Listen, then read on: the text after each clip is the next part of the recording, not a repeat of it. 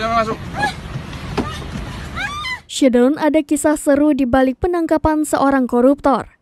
Hasneni Muin terlihat menangis histeris layaknya orang yang kerasukan dan berteriak. Hasneni adalah Direktur Utama PT Misi Mulia Metrikal. Hasneni histeris usai ditetapkan sebagai tersangka dalam kasus dugaan korupsi oleh Kejaksaan Agung. Hasneni diduga melakukan tindak pidana korupsi atau penggunaan dana PT Waskita Buton Prikes pada periode 2016 sampai 2020.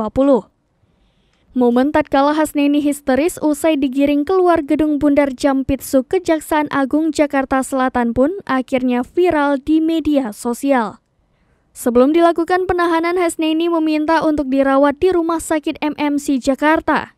Namun, setelah konsultasi dengan dokter, Hasneni akhirnya dijemput oleh Kejaksaan Agung. Hasneni sebelumnya dinyatakan tidak kooperatif karena beberapa kali mangkir dari pemanggilan penyidik Kejaksaan Agung. Kejaksaan Agung Republik Indonesia kembali menetapkan 3 tersangka dalam kasus dugaan korupsi dana di lingkungan PT Waskita Buton Prikes periode 2016 sampai 2020. Tersangka baru itu adalah Hasneni Muin atau yang biasa dikenal dengan sebutan wanita emas.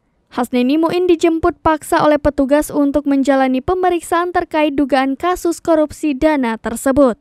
Selain Hasneni, pihak Kejaksaan Agung juga menetapkan pensiunan karyawan BUMN PT Waskita Buton Prikes bernama Kristadi Juli Haryanto atau KJH sebagai tersangka.